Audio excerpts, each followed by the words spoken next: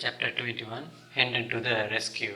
In our previous chapter we learned that king is bound and he is about to be killed by the hermit. Okay, let's take a look at the summary of this passage. In this chapter we see the prince is lucky enough to be survived because Miles Hendon arrives at the cottage at that moment. But we see his misfortune continues because John Canty and his friend Hugo comes and take him into their custody.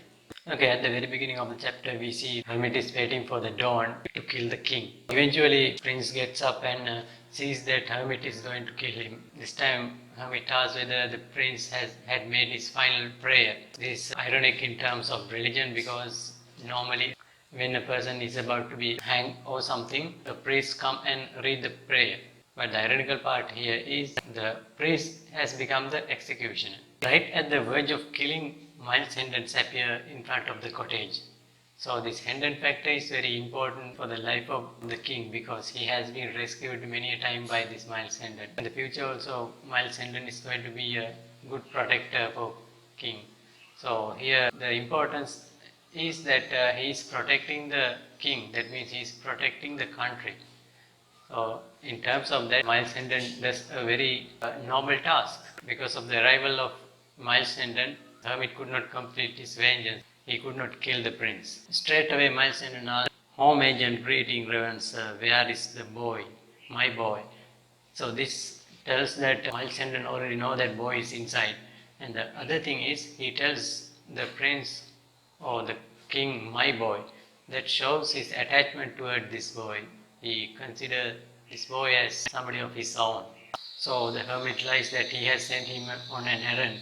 So at that time Miles Hendon suspects that because he knows that boy called himself the king. So king doesn't follow anybody's orders. Hermit tells the same story that he is an archangel. So that time Miles Hendon admits that because archangel is somebody greater than a mortal person. He might have thought that the king should have been obliged by the fact that archangel is somebody greater than a king.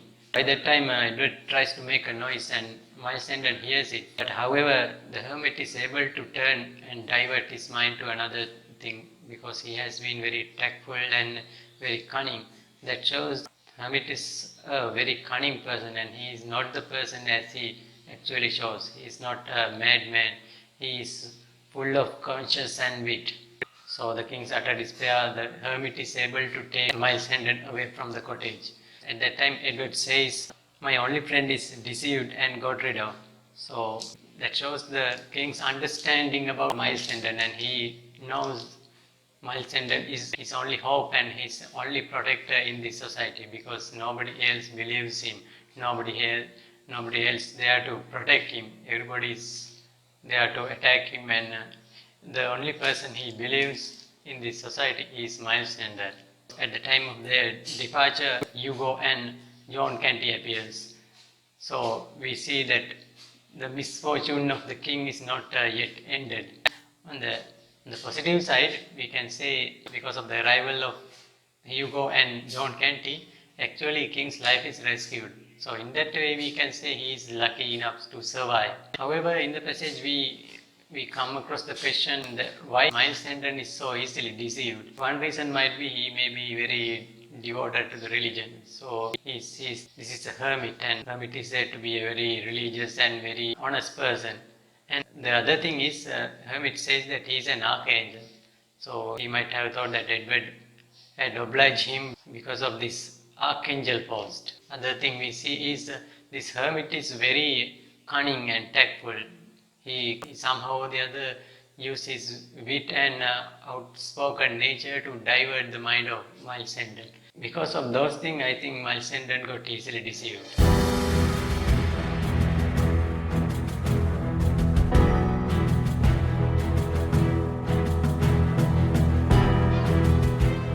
So chapter 22 is a victim of treachery. Victim is King Edward. And the treachery is done by Hugo. Because of the treachery or illegal action done by Hugo, Prince is captured and he is going to be produced in front of law.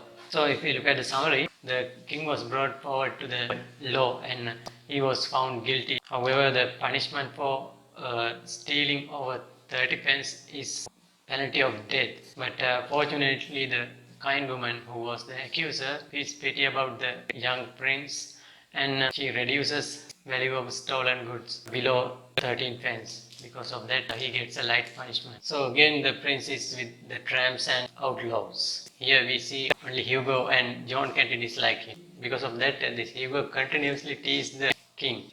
By the time Hugo crosses the line of patience of Edward, Edward attacks him. So by this attack, we see another layer of King Edward. That means he is not a submissive or a cowardly person. In all the time he uses his mouth against injustice, and he continuously tells about his royalty, and he behaves in a royal manner. And in this case, we see he acts against the injustice. So we see kingly qualities inside of this young prince. So during the fight, Hugo was so easily defeated because he was no match for a trained swordsman like King Edward. So the overjoyed crowd and the audience gave him a new name. In the text we see, with vast ceremony he was crowned King of the Game Cocks. The game of cocks, we know the two cocks are put into a ring and they fight till one is defeated. Hugo was defeated and he was utterly humiliated. This is going to be a serious problem because king has made his first enemy. In this page we see nobody could break royal consistency of the king because nobody could make him do any work. This shows his royal nature and his royal pride, which does not allow him to do any sort of menial works. In the following passage we see the prince is dreaming about the royal matters and his royal chamber and his royal life. This is similar to Tom when he was a pauper. He thought about this royal life and everything, and in the morning he realizes that he's not the king or he's not the prince. Same thing happens to the actual prince, because when he gets up in the morning he comes to know that he is a pauper. He has to be like a pauper. He feels that he is trapped inside of this character. So he keeps on planning to run away from this situation. Next passage we see the black character of Hugo. Hugo is a villainous character who seems to have no change. He is avenged because the king has humiliated him in front of his very own clan. So he is plotting a plan to take the revenge from the king and humiliate him. So he plans to put a climb on the leg of the king. This climb is an artificially made sore or wound, and because of this kind of wound, normally a person gets humiliated in the society. Hugo wants to do this to Prince Edward. So Hugo takes help from the tinker who was also a victim of Edward's attack. So we see in this place also Edward fights like a warrior, but he was not able to fight with two people. By the time they are about to put the climb on his leg, we see a yokel, as we discussed about him earlier. Yokel comes and rescue him. Upon claiming to the Ruffler considers the matter and he decided to promote Edward to a thief. So we see there are certain level of positions in the clan of outlaws also. Beggar is the last position and thieves are a greater position in the clan. Ruffler sees value and greatness in Edward, so he promotes him to a thief. Now Hugo is happy because now he can execute his new plan on Edward. He's going to set up a crime on the prince and hand over him to the law. This time his plan becomes a success. He stole a bundle from a woman and hand it over to the prince. The woman comes and captures Edward and he is going to be confronted to the law. So again Miles Hendon appear at the right time and he does not allow the king to be bullied or to be hurt. He goes with the woman and the king to the presence of law. We see an aspect of character of kings in this chapter because he has an undeniable royal ego and he has an undeniable royal sense. Because of that he does not do any menial job, or he is very consistent about this man. And further we see the warrior inside of this king because he does not bear injustice and he fights against it. So that shows his character of warrior inside of him. So with these things we have come to a certain understanding about the character of this prince. At the beginning we had another picture about this prince and we see his gradual development of character outside the wall of the royal palace. These hard life and difficult challenges have given him some sort of power and opportunity to act like a prince and a king.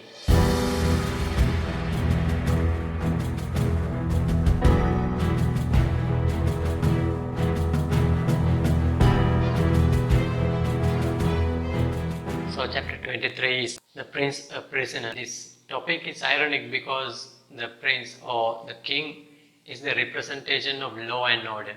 So it is ironic that he has to undergo the same law which created by his father. So at the very beginning of the chapter we see the king was to be put on a trial in front of a judge. However, Edward tries to protest against his injustice, and Miles Hendon reminds him that he is the king, he is the one who represents law and order, and he asks Prince to be calm and respect his own law and order and set an example to others.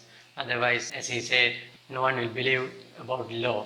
So the king understands this and he decides to face the law and the judgment. So after considering every evidence, judge decides that the king is guilty. So he is going to have a severe punishment because he has stolen something over 13 pence. The law is stealing over 13 pence is subject to be hanged or killed according to the law. This shows the severity of law and punishment at that time in England. However, king is lucky enough because the judge and the accuser, woman, is very compassionate toward this boy. Woman reduces the amount of value of the pig, knowing the fact that the boy is going to be hanged because of the value of the pig. Judge seems to be very kind and he reduces the punishment into a light punishment. That is an indication about the understanding and awareness of the judge about the law. They also have an understanding about the severity of these laws. And the other thing we see is the judgments and everything is certainly oriented around the judges. So that means they are very powerful. They can do amendments to the law and act according to their want. Luckily for the king, the judge was compassionate and kind person. Otherwise, the result could have been different. In contrast to the judge, we see an officer blackmails the kind woman to steal her pig. So that shows another picture of the practice of law. The law depends on the people who practice it correctly. If the people practice it correctly, the results are good. It depends on the official who handles the law. So in this time we see some sort of corruption in the field of law and order. So the king is furious that his punishment is sending him to the common jail and to be given public flogging. He refuses to obey that, and Miles Hendon intervenes again and tells the king everything is going to be okay because he has planned to rescue the prince. So in this chapter we see another chapter of learning from the part of a king's education. He actually sees how law and order practices in the society.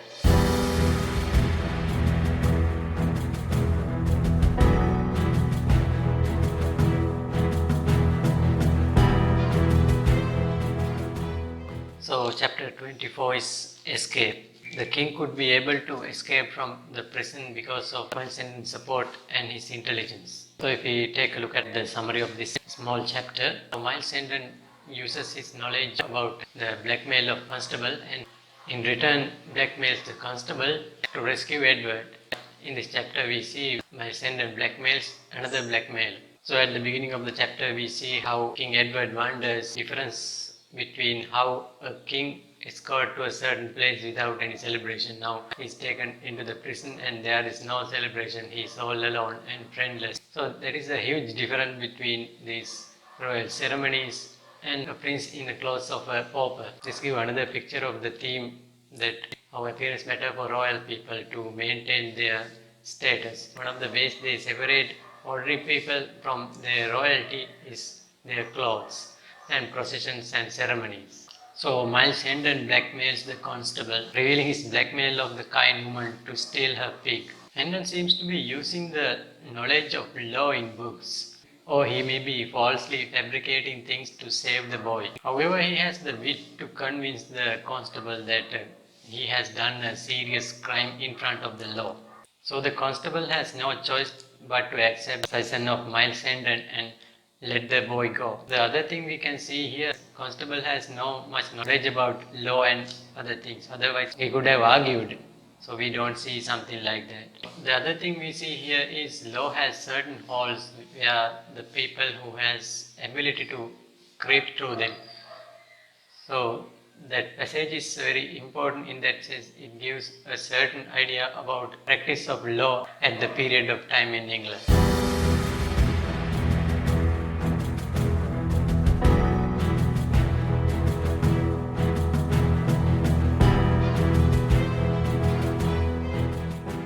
So we are moving to the chapter 25, Hendon Hall. Hendon Hall is the birthplace of Miles Hendon. So he is named after his birthplace, like Miles of Hendon Hall, Miles Hendon.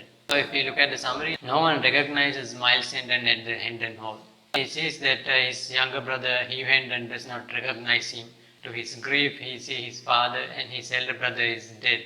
And what is more, his beloved Lady Edith is married to Hugh Hendon. So Miles Hendon is at a total loss. At the beginning we see King Edward and Miles Hendon are going towards Hendon Hall. Though Miles Hendon wants to go as quick as possible to his house because he has been away from his home for about 10 years. However, he understands the state of young boy and he knows that the young boy cannot endure such hardships or such a long journey. So he decides to delay the journey. So they do not ride throughout the day and night. They stay at night in a comfortable place and in the daytime they ride. So this tells about Miles Hendon's care about the young boy, and that further shows his fatherly nature and his loving care towards this young king. And we further see that Miles Hendon works like a servant as he did before. Though he does so, he does not believe Edward to be king.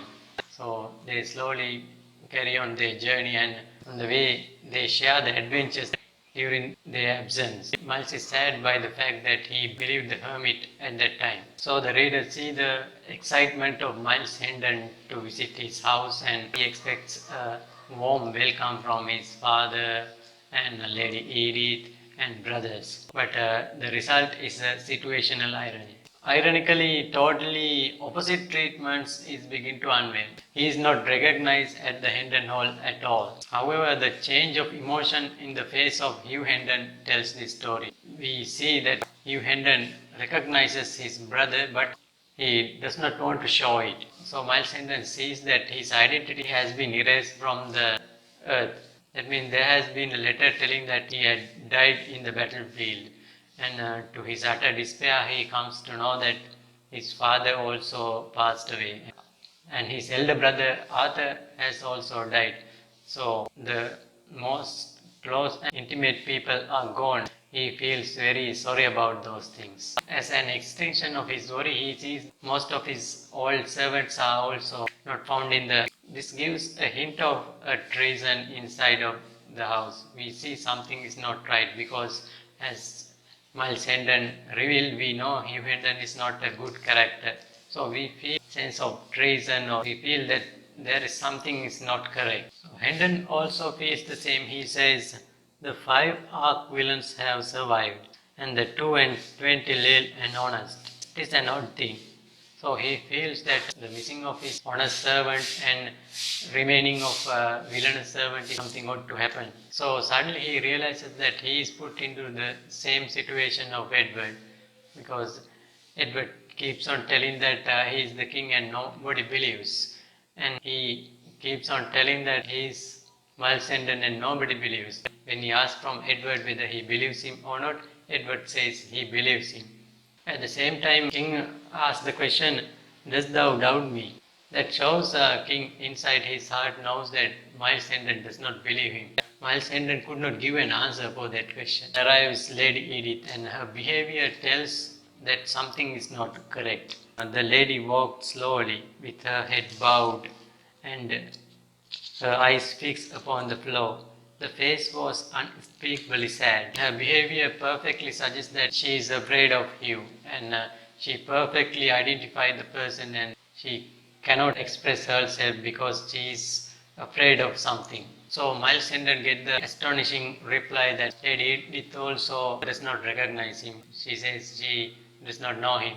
And the old servants also confirm the fact that they have not identified him. But at the same time, Hugh Hendon reveals that Lady Edith is his wife. So the truth strikes into the mind of Miles Hendon, and he understood the plot clearly. He understood that Hugh Hendon has written a letter to deceive his parents, and he lied and married Lady Edith for the desire of her wealth. So Hugh Hendon is going to attack him, and he orders his servant to fight with Miles Hendon, and they do not fight, they reel back because they know this old Miles Hendon was a warrior and a wild person. In the meantime, we see Hugh Hendon is running away, he is leaving the scene. That shows he is a cowardly character, and Miles Hendon is not going to leave because this is his birthplace and this is his birthright to own this Hendon Hall. So this passage shows how ironic Miles Hendon's situation is. The thing is, he wants everybody to welcome him. He was eagerly waiting to visit his family and to receive their love. But what actually happens? He is totally forgotten and he is not welcome at all. And the other thing is, his state and Edward's state are juxtaposed here. Edward and he has faced the same situation because nobody recognizes him, nobody believes him. But the thing is, King believes him, and Miles Hendon does not believe the king.